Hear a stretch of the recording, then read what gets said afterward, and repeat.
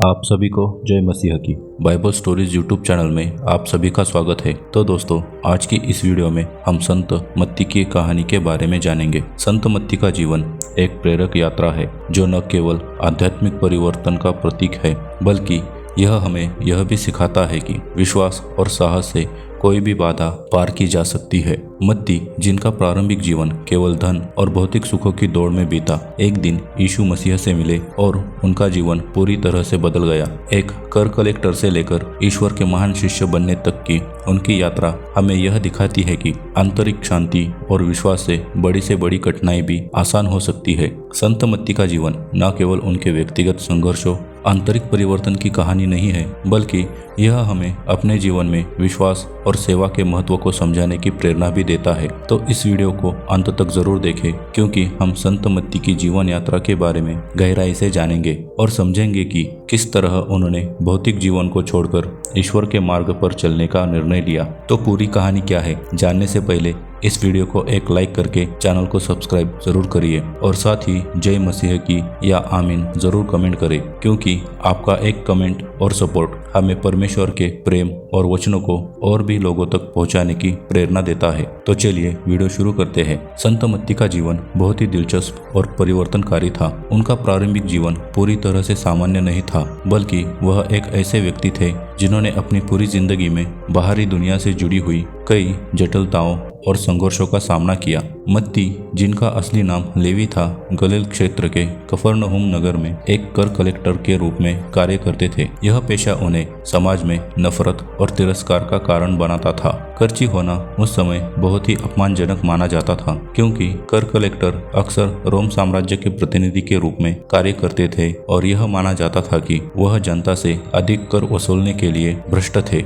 मत्ती भी उन्हीं कर कलेक्टरों में से एक थे जो अपने काम के लिए कुख्यात थे। यह पेशा उन्हें बहुत ही असंवेदनशील और स्वार्थी बना चुका था और लोग उन्हें एक गद्दार मानते थे जो अपने ही लोगों से पैसे लेने के लिए विदेशी रोमनों के साथ मिलकर काम करता था। मत्ती का जीवन सिर्फ धन कमाने तक ही सीमित था। वह हर दिन अपने छोटे से कमरे में बैठकर लोगों से टैक्स वसूलते और रोमन साम्राज्य के अधिकारियों के लिए धन इकट्ठा करते थे। इस जीवन में ना तो किसी तरह की आंतरिक संतुष्टि थी, ना ही किसी प्रकार की खुशी। उन्हें इस काम से कोई खुशी नहीं मिलती थी, लेकिन वह पैसे के लिए भागते रहते थे क्योंकि यही उनकी पूरी दुनिया थी। मत्ती की जिंदगी में एक प्रकार की आध्यात्मिक शून्यता थी। उन्हें महसूस हो रहा था कि उनकी जिंदगी में कोई बड़ा उद्देश्य नहीं था। वह कभी भी यह नहीं समझ पाए कि जीवन का असली अर्थ क्या है। जब वह दूसरों को देखा करते जो ईश्वर के मार्ग पर चलते थे तो वह अंदर से असंतुष्ट महसूस करते थे। वह अक्सर यह सोचते कि क्या उनका जीवन केवल धन और भौतिक सुखों के लिए ही है या कुछ और भी है जो उन्हें ढूंढने की आवश्यकता है। यह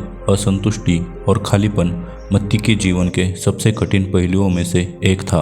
उनके मन में यह सवाल बार बार उठता था कि क्या वह सही रास्ते पर है, लेकिन वह इस सवाल का जवाब कभी नहीं पा सके। मत्ती ने कभी यह नहीं सोचा था कि उनका जीवन एक दिन पूरी तरह से बदल जाएगा और वह ईश्वर के एक सशक्त शिष्य बनेंगे। एक दिन जब मत्ती अपने काम में व्यस्त थे तो उन्हें वह अजनबी दिखाई दिया जो उनकी जिंदगी का सबसे महत्वपूर्ण व्यक्ति बनने वाला था। वह व्यक्ति यीशु मसीह थे। यीशु जब कफरनहूम में आए तो मत्ती ने उन्हें देखा। यीशु ने मत्ती से कहा, मुझे अपने साथ आना होगा। मत्ती, जो पहले इस बात को नहीं समझ पा रहे थे, फिर भी यीशु की उपस्थिति में कुछ खास महसूस कर रहे थे। यह वह पल था जब उनका जीवन बदलने वाला था। जब मत्ती ने यीशु के शब्दों को सुना तो उनका मन और आत्मा हिल गई। उन्होंने यीशु का अनुसरण करने का फैसला किया, यह जानते हुए कि यह एक बड़ा कदम है। मत्ती ने अपनी नौकरी, अपना घर और सभी भौतिक चीजों को छोड़ दिया और यीशु के साथ यात्रा पर निकल पड़े। यह कदम उनके लिए आसान नहीं था क्योंकि उन्हें यह सब छोड़ने का डर था,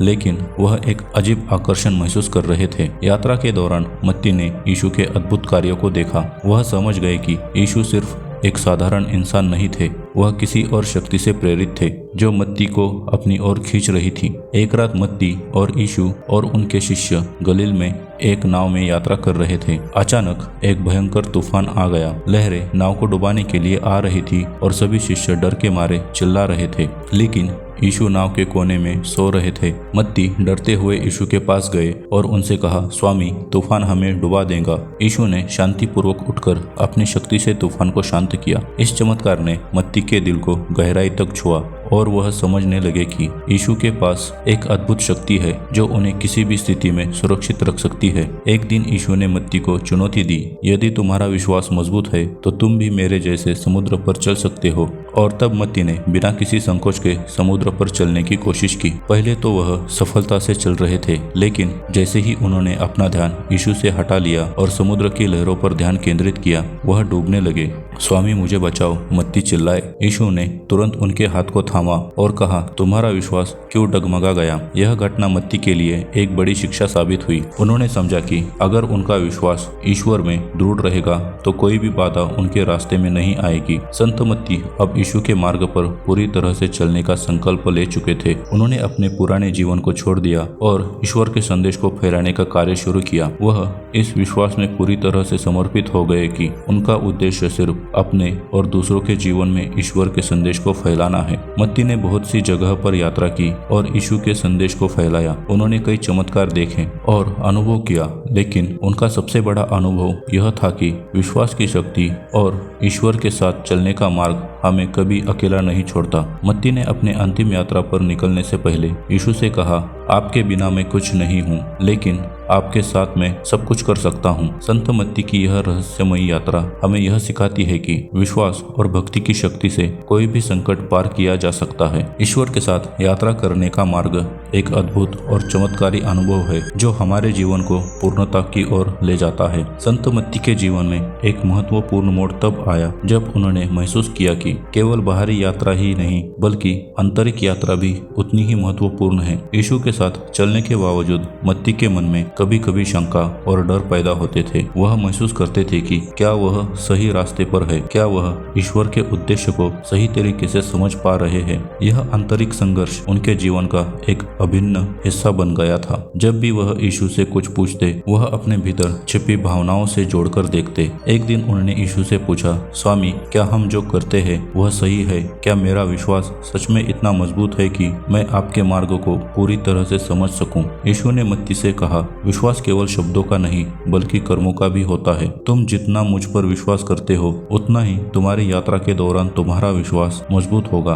तुम्हारी आंतरिक शांति ही तुम्हारा मार्गदर्शन करेगी। मत्ती ने यीशु के इन शब्दों को अपने जीवन में उतारा और धीरे धीरे उनका विश्वास स्थिर होने लगा। वह समझने लगे कि सिर्फ बाहरी संकट ही नहीं बल्कि आंतरिक संघर्ष भी उनके विश्वास की परीक्षा लेता है। जैसे जैसे मत्ती यीशु के साथ यात्रा करते गए, उन्होंने समाज के बारे में अपनी सोच में बदलाव महसूस किया। एक समय था जब वह समाज को सिर्फ अपने फायदे के लिए देखते थे, लेकिन अब उन्होंने यह समझा ईश्वर का उद्देश्य समाज में शांति और प्रेम स्थापित करना है। संत मत्ती, जिन्होंने महसूस किया कि उनके पुराने जीवन में कई खामियां थी, वह एक टैक्स कलेक्टर थे और अक्सर गरीबों से ज्यादा टैक्स वसूलते थे, परंतु अब जब वह यीशु के साथ थे तो उन्होंने समाज के निर्धन और गरीब वर्गों को समझा और उन्होंने उनकी मदद करने का संकल्प लिया। उन्होंने शहर के विभिन्न हिस्सों में जाकर गरीबों, बीमारों और दुखियों की सेवा शुरू की। वह उन्हें यीशु के प्रेम और करुणा के बारे में बताते और यह सिखाते कि ईश्वर के पास सबके लिए एक स्थान है, चाहे वह किसी भी स्थिति में हो। संत मत्ती की यात्रा में एक और ऐसा पल आया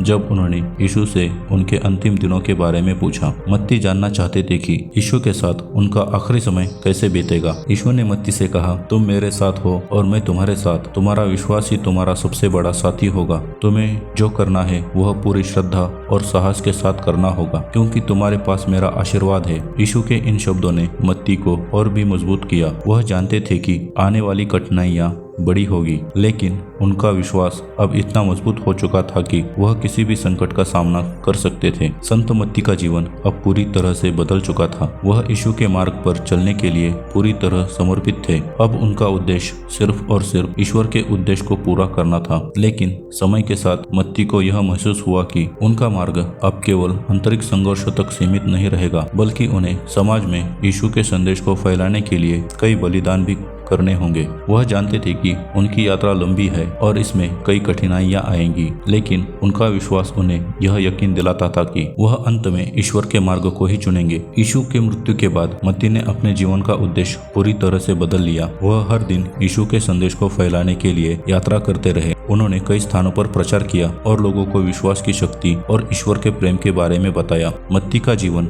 अब पूरी तरह से दूसरों की सेवा में समर्पित था। संत मत्ती का जीवन बहुत कठिन संघर्षों से भरा था, लेकिन उनके अंत में उन्हें शांति और संतुष्टि मिली। जब वह जानते थे कि उनकी मृत्यु निकट है, तो उन्होंने अपने शिष्यों और अनुयायियों को एक अंतिम संदेश दिया। तुमने जो कुछ भी सीखा है उसे दूसरों तक पहुंचाओ। ईश्वर का प्रेम सभी के लिए है, और यदि तुम उस प्रेम में विश्वास करते हो तो तुम किसी भी परिस्थिति में सफल हो सकते हो। याद रखो, जब तुम ईश्वर के मार्ग पर चलोगे तो कोई भी तूफान तुम्हें गिरा नहीं सकता। मत्ती की मृत्यु के बाद उनके शिष्य और अनुयायी उनकी शिक्षाओं को फैलाने लगे। उनका संदेश आज भी दुनिया भर में लोगों के दिलों में जीवित है, और उनकी यात्रा हमें यह सिखाती है कि विश्वास, साहस और सेवा के माध्यम से हम अपने जीवन को बदल सकते हैं। संत मत्ती की कहानी एक ऐसे व्यक्ति की कहानी है जिसने अपने जीवन यात्रा के दौरान कई कठिनाइयों का सामना किया, लेकिन हर कठिनाई से एक नया सबक सीखा। उनका विश्वास, साहस और ईश्वर के मार्ग पर चलने की शक्ति ने उन्हें न केवल अपने जीवन को बदलने में मदद की, बल्कि वह दूसरों के लिए एक प्रेरणा भी बने। संत मत्ती का जीवन यह सिखाता है कि अगर हम ईश्वर पर विश्वास रखते हुए अपने जीवन में बदलाव लाने का संकल्प करें, तो कोई भी संकट हमारे मार्ग में नहीं आ सकता। उनका संदेश आज भी हमारे लिए उतना ही प्रासंगिक है जितना उस समय में था जब वह जीवित थे। तो दोस्तों, इस यात्रा के साथ हम संत मत्ती के जीवन से कुछ महत्वपूर्ण सीखने में सफल रहे। उनका जीवन यह दिखाता है कि अगर हमारे पास सच्चा विश्वास और समर्पण है तो कोई भी कठिनाई हमें रोक नहीं सकती। यह वीडियो प्रेरणादायक लगी हो तो कृपया इसे लाइक करें, चैनल को सब्सक्राइब करें और अपनी राय हमें कमेंट में करके ज़रूर बताएं। हम आपके लिए ऐसे और भी प्रेरणादायक वीडियो लाते रहेंगे। आपके जीवन में ईश्वर का आशीर्वाद हमेशा बना रहे। आमीन।